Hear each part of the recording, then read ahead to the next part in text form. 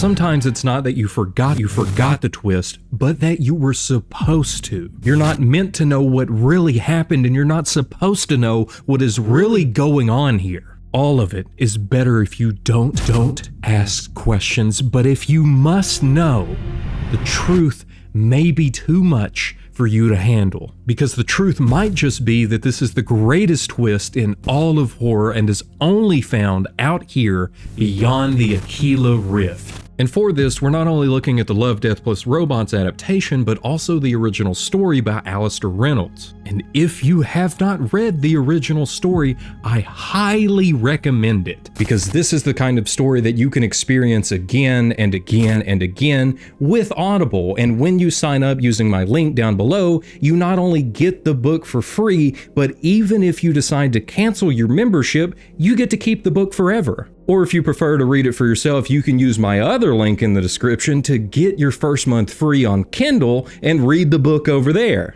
And if you don't want to do either of those, I do also have merch that you can check out that I'm also wearing right now. Plus, all of these are just another way that you can support me so I can continue making videos like this. And just one more thing, you can also hit the subscribe button. That's another way that you can support the channel. It's right down there and it's free. So thank you if you did any of that, and we can get right into our story, which the book actually starts in the middle of, with Tom trying his hardest to wake Susie from her surge tank to explain to her what went wrong. And Greta is also here, but she's staying at a distance to allow Tom to explain everything to Susie, but first he wants to figure out what the last thing she remembers is. And she still recalls all of the issues that they had when they were attempting to take off, but they ran into problems with customs at Archangel Station. But it's in the way that Tom asks the next questions that makes her think something else has gone wrong. And after that, anything else? The runes? Do you remember casting them? No, she says, then picks up on something in my voice.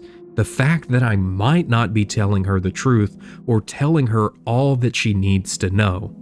Tom, I'll ask you again, did we make it back? Yeah, we made it back. Something feels off to Susie though, because she's done this countless times and she can tell deep down within herself that she must have been in her tank much longer than what Tom is letting on. So she asks him again if anything happened, to which Tom just reassures her that nothing did, but if that were true, the woman standing silent in the corner wouldn't be there. Susie looks at Greta. Then who are you? Greta says nothing. She looks at me expectantly. I start shaking and I realize I can't go through with this. Not yet. End it. Before Susie has any time to react, Greta is already across the room and placed a needle into her arm, and Susie is out cold. As Greta and Tom are placing her back into her surge tank, Greta assures him that she shouldn't remember any of this because she wasn't awake long enough for her to make some long-term memories. Which means they should be able to do this again, but Tom isn't sure if he will be able to do it again, because he didn't want to tell her the truth right away. Instead, he wanted to slowly ease her into what happened, but he did not realize how hard this was going to be. And even Greta knows how hard this is going to be for him because he is such a kind man, and it's as she calls him this that she leans in to give him a kiss. It's here that we go back before the incident that led them to meeting with Greta again, and the one that Susie can feel happened deep down within herself without ever being told the truth of her new reality. And it's here back on the Archangel Station where the crew is being held up by customs because customs believes that their cargo has been miscounted, which means that they have to land the ship, have somebody take out all of their cargo, just to realize that it was an issue with the paperwork that they had, and there was never anything wrong. But what this leads to is that the crew of the Blue Goose now has to wait another 8 hours before they're able to re-enter the queue and make their way home. In the meantime, Captain Tom tells his syntax runner Susie to see if she can find a faster way for them to get home, because at this point, anything will help them to keep their bonus that they get for delivering everything on time. And it's as she gets to work that Tom tells the ship mechanic Ray to check over the entire ship, make sure all of the Q planes are adjusted correctly and everything is ready for them to go when it's their time to leave. Then Tom leaves the Blue Goose to go and find somewhere that he can send a quick message to his wife Katerina to update her on what is happening and that there might be a slight delay in the original plan, but not to worry and not even respond to this message because they should be just a couple days behind when she would be receiving it. Now it's here that we get some more info on how everything works, and everything here exists within the local bubble, where crews of all types travel through a surge point's aperture to other planets at about 1,000 times faster than the speed of light. And all of this is possible because of alien technology that starts with runes and then is translated over into syntax, where syntax runners like Susie will read everything out, find the best routes, and then program it all into the computer that will then execute those routes and get them to their destination. All while the crew is asleep in their surge tanks, only relying on their expertise and the system to get them where they want to go. I've done it 1,000 times. There was no fear, no apprehension, just a tiny flicker of regret. I've never seen an aperture. Then again, very few people have. It's alien technology. We have no idea how it works or even who made it. Maybe, in hindsight, it's better not to be able to see it. It's enough to dream and then awake and know you're somewhere else.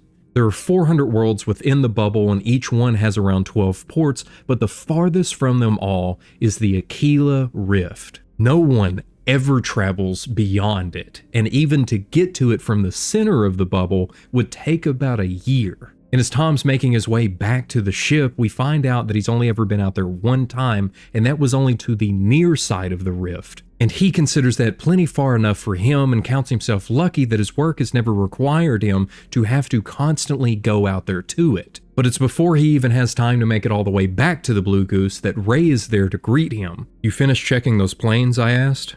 Ray shook his head. "That's what I wanted to talk to you about. They were a little off alignment, so seeing as we're going to be sitting here for 8 hours, I decided to run a full recalibration." I nodded. "That was the idea, so what's the prob?" "The prob is that a slot just opened up. Tower says that we can lift in 30 minutes. I shrugged. "Then we'll lift." "I haven't finished the recal. As it is, things are worse than what they were before I started. Lifting now would not be a good idea." But they both know what it means if they miss another slot. They could be there for not just a couple more hours, but for a few more days. And that means that they definitely wouldn't get their bonus. Ray is unsure. He knows that this is going to be a rough trip back home, but Tom, however, just asks him, what does it really matter?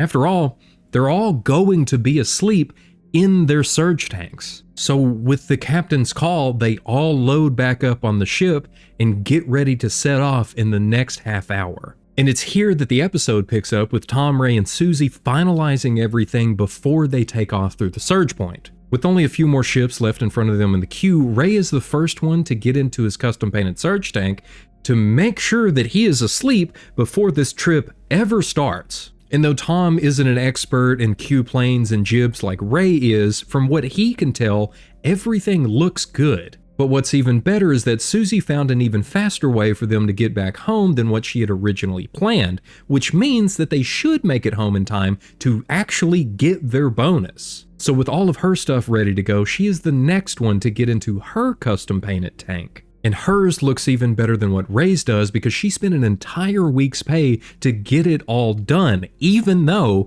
it's against regulation to paint your tanks. But she would tell you that it's 100% worth it to have a little bit of herself there on the ship. And all that leaves is Tom, who is always the last one to get into his tank, just in case there's a last-minute issue and they have to land for whatever reason. And this time, just like every other time that they've reached this point, there are no more issues. As he lies back into his tank and it fills with the gel, he doesn't even hear traffic control give him the green light before he is already asleep. Try a different approach. Tell her the truth this time. Maybe she'll take it easier than you think. There's no way I can tell her the truth. Greta leans on one hip against the wall, one hand still in her pocket. then tell her something halfway truthful. They try waking Susie again, and immediately she knows something went wrong. Even though this time Tom is telling her that they had a routing error and are now at Somlaki Station in ǝРǝH sector, she can feel deep down within herself that she still must have been in her tank much longer than an extra couple days. And again, Tom has to tell Greta to end it. Now, the first time all of this happened, it was a lot different. Tom was the first one to be awakened, and immediately he knew something was wrong. For whatever reason, some automated system within the ship decided that Tom was the only one that needed to wake up, but luckily, from the way that it looks and with Ray and Susie still asleep, all of their bio indicators are still green. It's as he looks out the ship that he can see that they're at some repair facility, and as he's trying to figure out what happened to the Blue Goose, that they're boarded by some people from the station to inspect and explain what happened. Now in the show, Greta is the first one to greet them and help them understand that there might have been a routing error that led all of this to happening. And that kind of thing does happen from time to time, only nobody likes to talk about it. But in the book, there's a group of about 6 or 7 of them that just barge in, all being led by a man with bad yellow teeth. I was impressed by that. Having bad teeth took a lot of work these days. It was years since I'd seen anyone who had the same dedication to the art. In both, though, Tom is told that they came out of the aperture wrong due to an error, and they are now at Somlaki Station in ǝRǝH sector. But it's after this news that Greta then speaks up and tries to help an old friend to figure out what to do next. Because when she had seen his name pop up as the captain of the Blue Goose, she made sure to go out and greet him and try to help as much as she can to get him situated. And she even explains that it probably wasn't just a routing error but a glitch in the system, and that this isn't her first time seeing this happen. The real issue, however, is that the ship has taken on some damage, but luckily the man with the bad teeth, Colding, is there and he believes that he can fix it within a day or so. I'm not looking forward to another 20 days in the surge tank. There's something else as well, which is, I was about to tell her about Katerina, how she'd have been expecting me back already. Instead I said, I'm worried about the others, Susie and Ray. They've got families expecting them. They'll be worried. I understand, Greta said. Susie and Ray, they're still asleep, aren't they? Still in their surge tanks? Yes, I said guardedly. Keep them that way until you're on your way. Greta smiled. There's no sense in worrying them about their families either. It's kinder. If you say so. Trust me on this one, Tom. This isn't the first time I've handled this kind of situation. Doubt it'll be the last either. After staying in a hotel in a different part of Somlaki, Tom then makes his way over to check to see the progress of the ship's repair, where Colding then tells him that it's now going to be 2 to 3 days before he can get it all fixed up. And after an exchange of words from this upsetting news, Tom then makes his way to go and have breakfast with Greta, and it's on his way that he describes the sky because it is one big holographic dome that is a few hundred meters wide, and right now, all it is just a clear blue sky. It's at breakfast that Greta and Tom have a chance to finally catch up with one another, and Greta is the first one to bring up that she had heard that he had gotten married. So Tom briefly tells her about Katerina, where she works, that they don't have kids yet, but maybe one day when everything is worked out with their work schedules, they might just give it a chance. It also turns out that Greta had gotten married around a year after the last time that they had seen each other to a man named Marcel, and while they're still married, work has taken them both in completely different directions. From the way that she talks about it, it's clear that they haven't seen each other in quite a long time. Greta leaned over and touched my hand.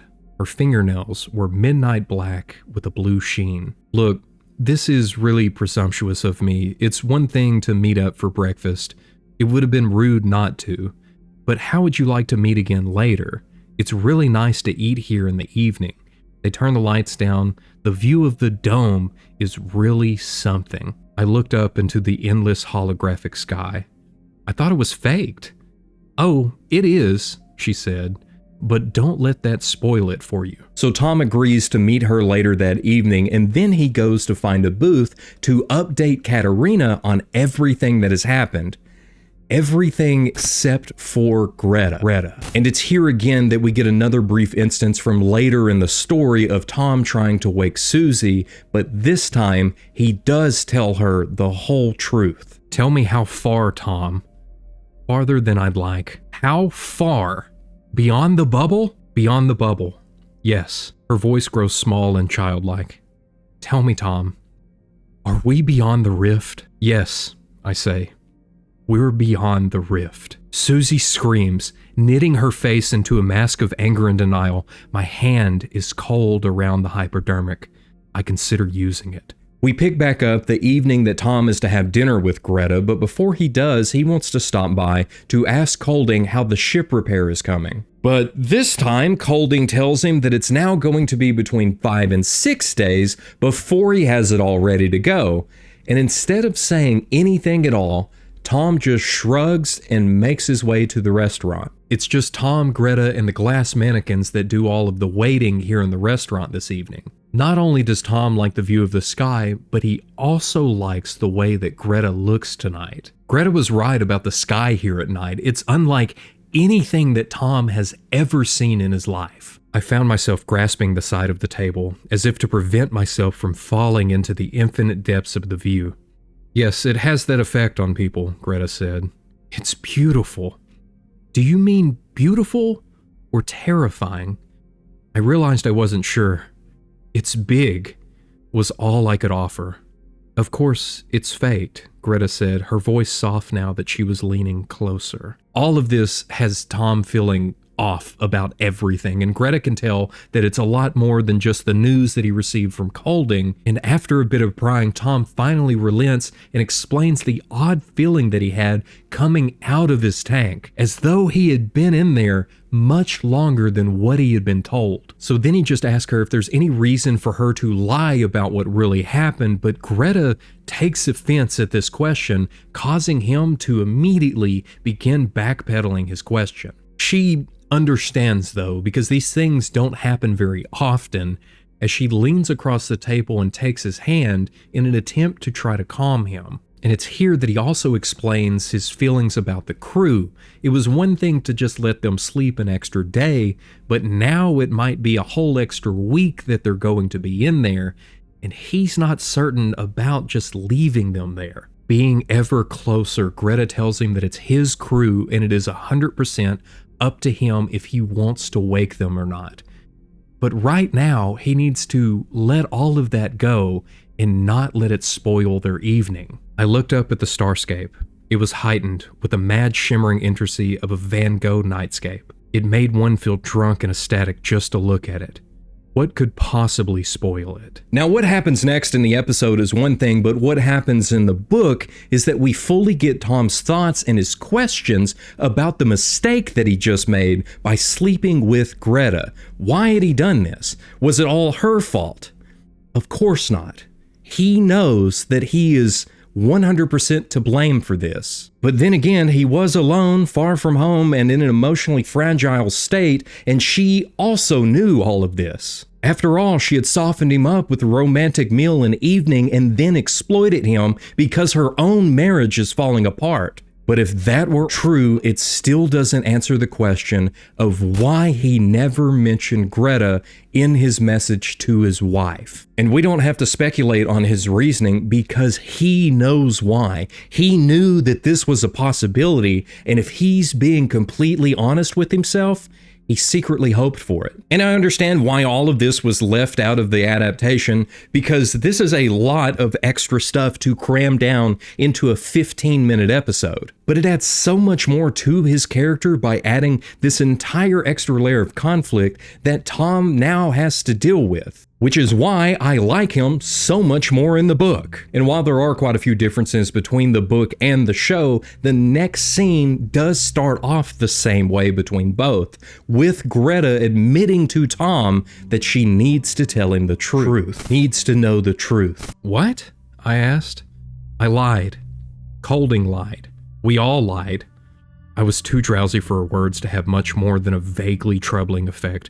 All I could say again was, what? You're not in Somlaki Station. You're not in Shadar Sector. I started waking up properly. Say that again? The routing error was more severe than what you were led to believe. It took you far beyond the local bubble. I groped for anger, even resentment, but all I felt was a dizzying sensation of falling. How far out? Further than you thought possible. The next question was obvious. Beyond the rift? Yes, she said, with the faintest of smiles, as if humoring me in a game whose rules and objectives she found ultimately demeaning. Beyond the rift, a long, long way beyond it. To fully explain just how far beyond, they get up and make their way back to the view of the dome that they had at the restaurant, where Greta begins to control the night sky as she changes it back to the view that they had when they were there that evening. Then it lurches and zooms out and begins changing so quick that Tom is struck with a feeling of vertigo as he holds on to the table, and Greta tries to calm him, telling him just to watch, all the way until there's a clear change as they then passed outside of the local bubble. But it doesn't stop there as the bubble continues to shrink and almost gets lost in the entire expanse of the galaxy, but Tom has been focused on it this entire time, and it's clear to him just how far he is away from home. Greta stops it for a moment and begins to add in a bunch of red lines that represent the aperture travels that they have, and tells him that they are at the end of one of these red lines, but they can't see it from their point of view. She then asks about the size of the local bubble. 400 light years across, a 6-month trip, a year if you were to go all the way out to the rift. Then she continues zooming out the view farther and farther than what he ever would have imagined, to the point that the entire Milky Way galaxy can be seen from where they are. That is when it stopped. That's just how far they have traveled. I don't believe you. What I meant was, I didn't want to believe her. Get used to it, Tom. You're a long way out. The station's orbiting a brown dwarf star in the large Magellanic Cloud. You're 150,000 light years from home. No, I said, my voice little more than a moan of abject, childlike denial. You felt as though you'd spent a long time in the tank. You were dead right. Subjective time? I don't know, years, easily, maybe a decade, but objective time, the time that passed home, is a lot clearer. It took the Blue Goose 150 years to reach us. Even if you turned back now, you'd have been away for 300 years, Tom. Katerina, I said her name like an invocation. Katerina's dead, Greta told me.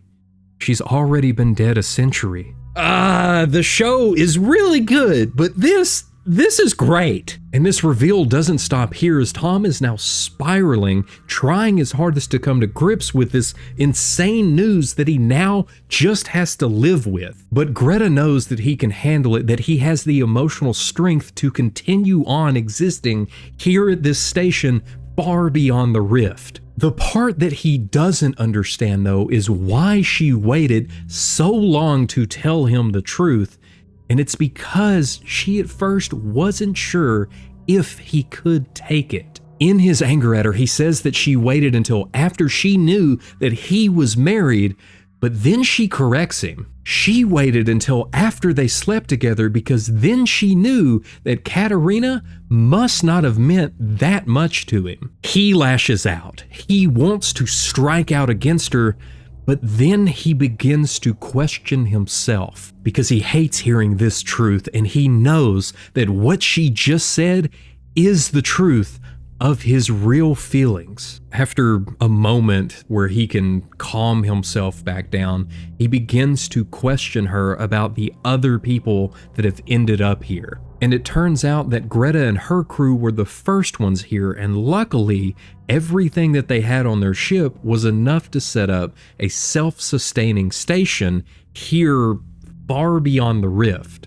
They knew with the damage that their ship had taken that they would never be able to make it back home, but they would be able to survive. Then another ship came through the aperture, and they brought them in, they warmed them up, and they broke the news to them. Some of them couldn't handle it, but about a dozen of them are still there and still working as a part of this station. It's difficult for you now, I know, and it'll be difficult for some time to come.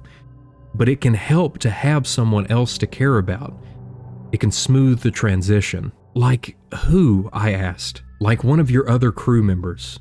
You could try waking one of them now. This is where our story started with Tom's first attempt at waking Susie from her tank, but we already know that that attempt didn't work, as well as the next one, and the next one, and many, many more attempts after that. It's because Susie is smart and she's always one step ahead of Tom, knowing deep down within herself that something must have went wrong and she's not being told the whole truth. Time after time, it's the same thing. They wake her up, they try to explain partially what happened. She knows that something is wrong. She becomes irate, demanding the truth, and then they end it before she ever has time to fully make some long-term memories. And really, Tom could have just left her awake to deal with this news, but it didn't seem right to him because he was slowly eased into it by Greta so he could slowly understand his new reality. When she finally broke the news, as shocking as it was,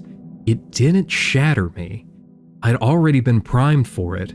The sting taken out of the surprise. The way Greta sees it, though, is that they can just continue doing this over and over again as many times as it takes, but to Tom, that even seems cruel. The entire idea of waking her up and then forcing her to restart every single time like she's just some kind of toy doll feels wrong. Greta is right about one thing though, because all of this is helping Tom. It's given him a new puzzle and a purpose to help keep his mind from just spiraling off into the void that he finds himself trapped in. After all, she has done this many other times with other crews and has helped many of them reach a mental state of well-being with this new truth, even if it did require her to use a bunch of psychological tricks.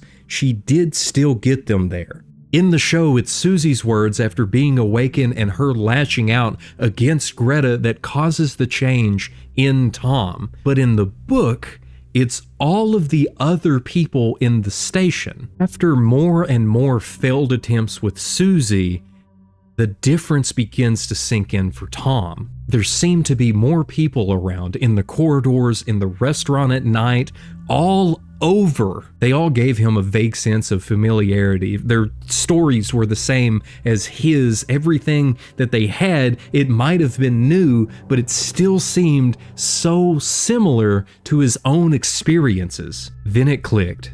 It was the man cleaning out the fish that did it in the lobby of the hotel. It wasn't just the familiarity of the process, but the man himself. I'd seen him before. Another pond full of diseased carp, another hotel. Then I remembered Colding's bad teeth and recalled how they reminded me of another man I met long before, except it wasn't another man at all. Different name, different context, but everything else the same. And when I looked at the other diners, really looked at them, there was no one I couldn't swear I hadn't seen before, no single face that hit me with the force of utter unfamiliarity, which left Greta. I said to her over wine under the Milky Way, "Nothing here is real, is it?" She looked at me with infinite sadness and shook her head. What about Susie? Susie's dead. Ray is dead. They died in their surge tanks. It was their custom painted tanks that didn't allow them to make the trip. The intake filters had paint particles in them, and normally it would be fine if they were traveling the short distances within the bubble, but not here. Not all the way out past the rift. All of this was so real though, even Susie herself, with all of the doubts that she had each time that she came out of the tank and talking about how it felt like a dream every time that it seemed like she might have remembered the previous attempts, as well as the wine that is in Tom's hand right now. His next sip, he fully expects it to taste fake and synthetic, but it still tastes like pretty good wine. So we ask Greta the obvious question, if he too is also dead. but he isn't. He is still in his tank, and all of this is being simulated in his mind, and Greta has not yet brought him back to full consciousness. The station, however, does exist, only it looks different. Can you show me the station as it is? I could, but I don't think you're ready for it. I think you'd find it difficult to adjust. I couldn't help but laughing. Even after what I've already adjusted to, you've only made half the journey, Tom. Greta tries to explain how all of this really works and how it all started a very long time ago, showing Tom through the simulated sky that everything used to be connected, and the alien technology was even used then to travel across it. But now, with the whole having been shattered by an event that she isn't sure about, the majority of the connections are made within their own domains. Sometimes, though, an error occurs, leading to a crew traveling much further than what they ever thought possible. Tom reaches out and takes her hand, without force, without anger, without malice, just with the assurance that what he is fixing to say, he truly means, as he tells her to show him all of it, show him the station, and show him herself. Because by then I'd realized Greta hadn't just lied to me about Susie and Ray. She lied to me about the Blue Goose as well. Because we're not the latest human ship to come through. We were the first. You want to see it, she asked? Yes, all of it. You won't like it. I'll be the judge of that. All right, Tom. But understand this. I've been here before. I've done this 1,000,000 times. I care for all of the lost souls, and I know how it works. You won't be able to take the raw reality of what's happened to you. You'll shrivel away from it. You'll go mad unless I substitute a calming fiction, a happy ending. She tells him that he can stop here, that he can just live with an inkling of the truth, that he doesn't even have to open his eyes to what is really going on, but he simply tells her to do it. As she lets go of his hands, fills both of their glasses, and tells him that he asked for this. Then taking his hands again and sharing the moment for just a second longer when everything changes.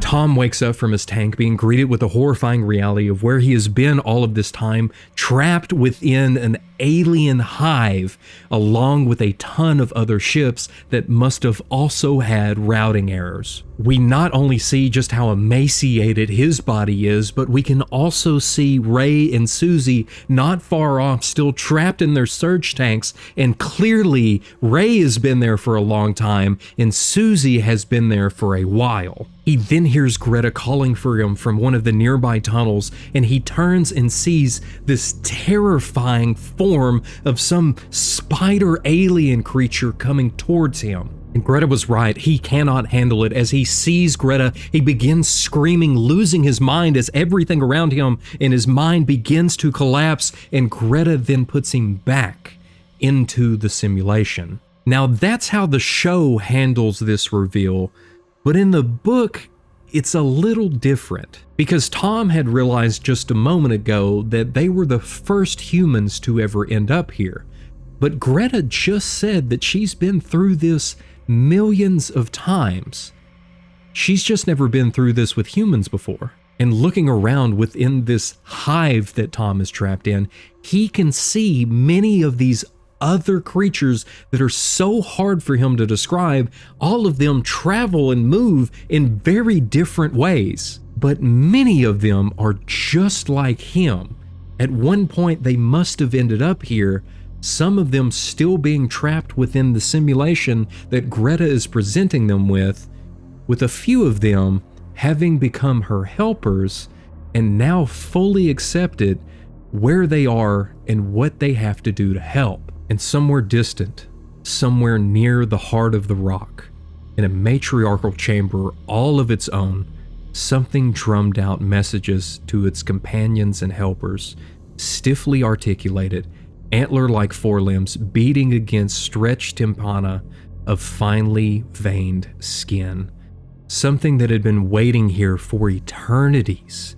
Something that wanted nothing more than to care for the lost souls of the lost. It doesn't have to be said, but Tom still cannot take the truth of what is really going on, and Greta has to put him back into the simulation. Tom awakes from his tank again. And in the show, we can see that it is just him, as Greta then walks in to begin explaining to him that there was a routing error and that he has now ended up at Somlaki Station.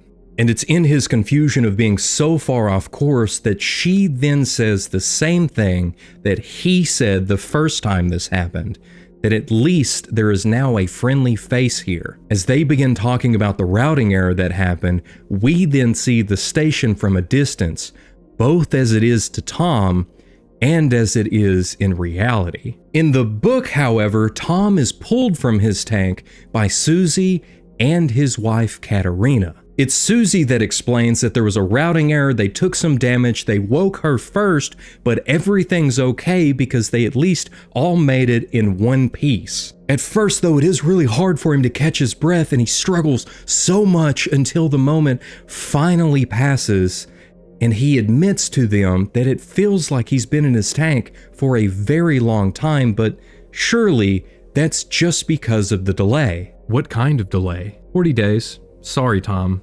Bang goes your bonus. In anger, I hammer the side of my surge tank, but Katerina steps towards me and places a calming hand on my shoulder. It's all right, she says. You're home and dry. That's all that matters. I look at her and for a moment remember someone else. Someone I haven't thought about in years. I almost remember her name, and then the moment passes. I nod, home and dry. And with all of that, we can finally figure out just how good is this twist by starting with the story. The story of a man who is ripped out of his normal everyday life and thrown into a complete world of chaos. But he isn't alone. He has someone from his past that only wants to help him to adjust to everything that has happened. Someone who is able to slowly break the news to him and slowly get him to understand that this is his life now. From the small inconvenience of losing his bonus to the complete tragedy of learning that everything and everyone that he ever knew is gone. But it doesn't stop there. That is only half of the journey. The truth is too much, but the truth is what he asked for, and it's the truth that leads his mind to fully breaking. But it still doesn't end there though, because Greta meant what she said. She really does care for all of the lost souls that end up with her. And that's the reason that she continues to help him by putting him back in the simulation. But the truth is still the truth, because we're left with the question of how long will it take Tom to realize that even him making it home isn't real. So much tragedy and grief is avoided, revealed, and then avoided again, and all of it is presented in such an amazing way. Only we do the same afterwards, experiencing the story, going through the emotions, learning the truth, and in the end, moving on like it never happened. Remembering bits and pieces of our own tragedy at times, but choosing to live within a simulated world full of little distractions, much like this video. After all, that's one of the big reasons that I make these, is to help myself and to help you forget all of the chaos that is going on around you. And I guess that means that I am a lot like Greta, because I too only want to help. But the truth here is that we can't continue running from our problems. There will always be something that brings us back to where we need to be to confront them. There's a reason that Tom found it so difficult to start breathing again when Susie and Katerina bring him out of his tank after learning the truth. because his time left is very short. And really, so is ours. We're always getting closer to the moment that we're fully confronted and our mind will not be able to handle all of the tragedy that is going on around us. But that's the difference, is that Tom here is alone, but we are not. Because for me recording this video right now, I fully understand that I am talking to you. It's like I'm just recording a message for a friend that's just going to take a little bit of time to get there. But I know that you're hearing it now, and I hope that you understand that you are not alone in your pain. All of us that are here right now hearing these words at different times have also experienced so much pain and tragedy. But we're still here.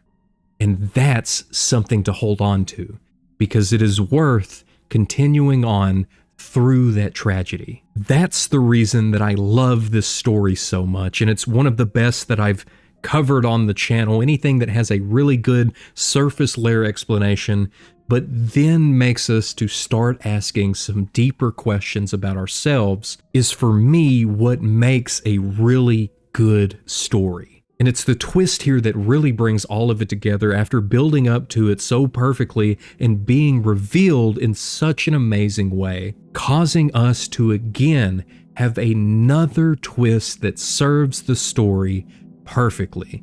So I have to give it a 100. So for our second category, we have a problem because the show is animated and the book is a book. So where this category has just been acting for the last 10 episodes, it's now going to be acting/character, which means not only are we going to look at how well does the actor pull off the scene, but how good is the character before, during, and after the twist. For example, does the character change last minute, causing the twist to happen and it just doesn't make sense? Or do they stay to the same morals and personality that they've had throughout the rest of the story all the way through the twist? Got it? Okay, good. Tom is great in both the show and the book, but it's in the show that he is a lot more confident and quickly irritated, coming off as much more of a tough, manly man who lets his emotions control the majority of his actions. Even all the way through the end when he forces Greta to reveal to him the truth after thinking on what Susie had said and realizing that all of this must be fake. Then experiencing the truth and the insanity of it, forcing him into a state of terror and making it even worse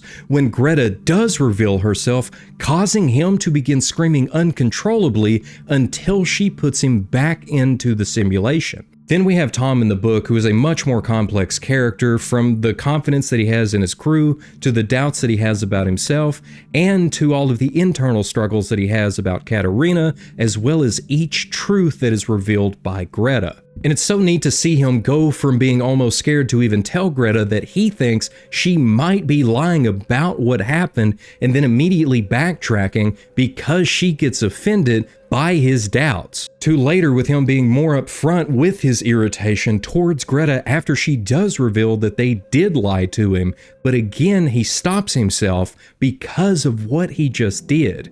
All the way through the end when he demands to see the station as it is, as well as Greta as she really is, and she even gives him that one last chance to back out and just live with the partial truth of his reality, but he doesn't.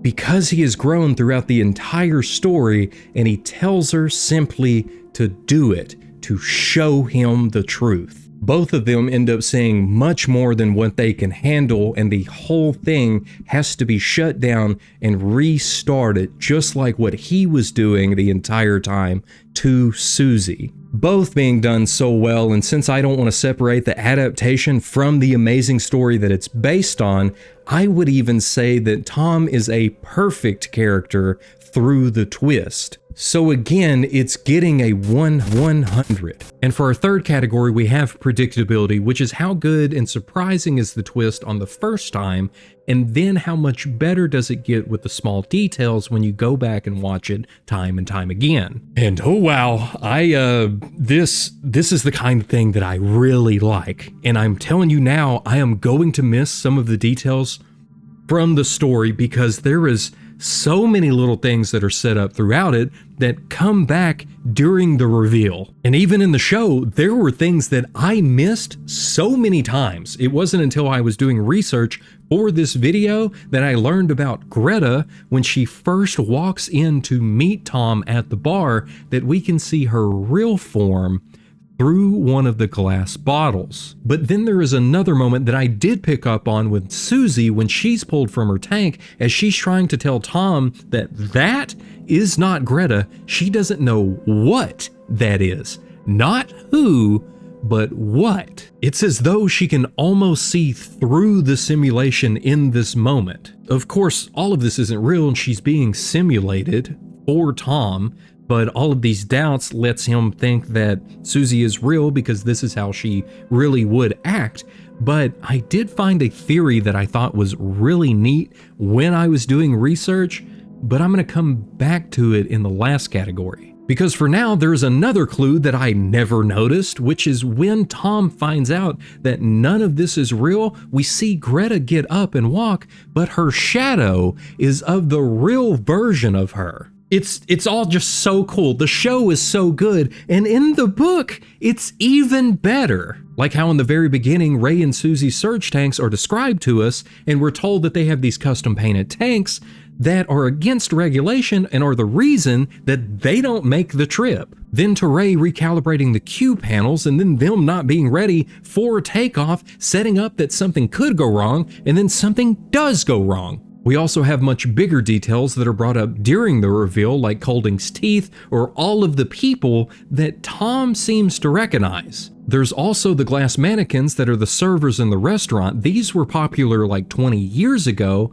and not so much now, as well as the fact that Greta is somehow able to control the sky without ever moving her hands or doing anything. Tom notices both of these things as well as other details and brings them up, but then he justifies what is going on for himself and for us, so we never think about him again until the reveal happens. And that's without mentioning the multiple times that Tom has a thought about Greta, and then Greta seems to have a look on her face that Tom thinks is a little weird, almost like she heard his thoughts. I know that I'm missing so many more little details, but you get it. Throughout the book, there are all of these hints to the truth that Tom just is able to justify for us, so you don't pick up on them until you're reading it a second time. But on the first time through the story, when everything starts to get a little too weird, Greta then gives us a small reveal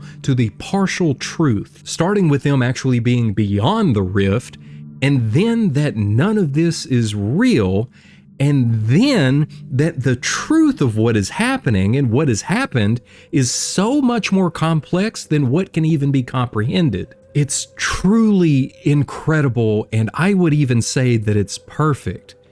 And so it gets another 100. For our fourth category, we have satisfaction, which is how good is this twist for the audience? And not only is this the second highest rated episode of the show, with the third also being written by the same author, Alistair Reynolds, but this is the best twist in the entire show. Big statement, I know, and you can let me know what other episodes I need to cover from this series, but even Alistair Reynolds himself knows how good this story is because he put the short story title as the title of the book that this story is in. Because it's all just so good, and I love the way that the show reveals the big twist as going from Tom in the simulation to his real self. It looks amazing, and it is amazing. And even reading through the book, knowing what is going to happen was still such a good experience because this moment is done so well. You don't have to see it.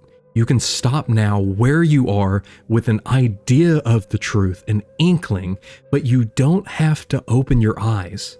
Do it, I said. Greta shrugged.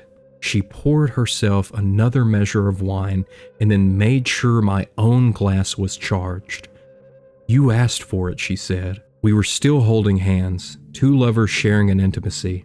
Then everything changed. Look, I understand that a bunch of you probably haven't read the story itself, but you've seen the show, and I cannot recommend the story enough. I've read through it twice and even listened to it once in preparation for this video, and I still recommend it so much. Again, the satisfaction of this twist all the way around is perfect. So it's getting number 100. And for the final category with the Poltergeiger, which is the most important because it's my opinion. And I'll be honest, I fully expected this to be the shortest episode of this series because the Love, Death Plus Robots episode is only like 15 minutes long. But then when I found out this was an adaptation of a story, and then reading the story, I knew that I was going to regret it if I didn't cover it as well. And after diving into it, getting the full experience of this story, this has become one of my favorite short stories that I've ever read. And even my appreciation for the show itself has grown after doing all of this studying and learning about the little details where Greta is seen as her real self. But I also found a theory about Susie from the show that I think is awesome. Because some people believe that Tom was not the first human for Greta to interact with, but instead that it was Susie. And that's all based on how Susie reacts to Greta when she's pulled from her tank, because Greta is simulating all of this, not only based on Tom's memories of Susie, but also the interactions that she already had with Susie. And many people point to the way that Susie looks compared to Ray, believing that she might not have been dead for very long. Now, I would figure that this is a representation in the show of the difference between the amount that Susie paid to get her tank customized versus Ray. But then the show did also leave out Katarina, which is a huge character, so who knows, maybe. But all of it's great. I love the story, I love the show, I love this twist. And again, it's going to get a 100. You've only made half the journey, Tom. Bringing the total out to a perfect 100. 100. A perfect twist. We did it. We did it. We did it. We found the greatest twist. I guess that means that this is it. This is the end of the series. You've only made half the journey, Tom. This twist only scored a perfect 100, but do you really think, out of all the twists that are out there in horror media, that it's the only one that can score perfectly? Because this is just the beginning. We've finally found the benchmark for what we are looking for when it comes to horror media. There are so many more twists out there that we need to look at and continue this series until we really know what is the greatest twist in all of horror. And that's why in the next episode, we have to go all the way back to a story that was first published in 1890 and back to the Twilight Zone with an episode that you won't find listed with the rest of them, to the one and only occurrence at Owl Creek Bridge. And with that, somehow we made it through this much longer video than what I expected. And I'm so thankful that you made it to this point. Thank you for that. That's incredible. And of course, I also have to thank the channel members, specifically Moto Jetsetters, who has been here for over a year, and Resident Scallywag, who has almost been here for a full year. That's insane to me. Thank you both for being here for so long. And also thank you to some of the newer members like J. Samuel Waters, Trayvon, Patrick Pettigrew, Joan Castillion, Demos Bankert, and Kenzie Dillard. Seriously, thank you all for supporting me directly and helping me make big projects like this. And I am also working on 2 other big projects that I really got to start working on those more, because The Thing Part 2 should be done around September, so I've still got a couple more months. I just have a lot of work that I need to do, so look out on the second channel, because here before long I'm going to play through The Thing, the video game. I have the remastered one that just came out last year, and I'm going to put up my entire Let's Play over there on the second channel, as well as a ton of other stuff over on the second channel, so be sure to subscribe to the second channel. And if you're not subscribed here, what are you doing? You made it all the way to this point. It's free. Just hit the button down there. But seriously, thank you for watching all the way to this point, and I know this is going to be a long video, but the truth is, You've been here much longer than what you think. Because you've been here before. We've been here before. We've been here before. We've already done this. Sometimes it's not that you forgot the twist, but that you were supposed to. You've been here before. Been here before. You're not meant to know what really happened, and you're not supposed to know what is really going on here. You might not have noticed, but you've seen it. All of it is better if you don't ask questions. Don't ask questions, but if you must know, the truth may be too much for you to handle. Maybe it's best this way. The glitches have been getting worse. It's always been leading here. You don't remember. You never remember. It's always been leading here. All the way out here, beyond the Aquila Rift. But don't worry, because you're not alone. You can always take my hand, have an extra blessed day, and I'll see you in the next one.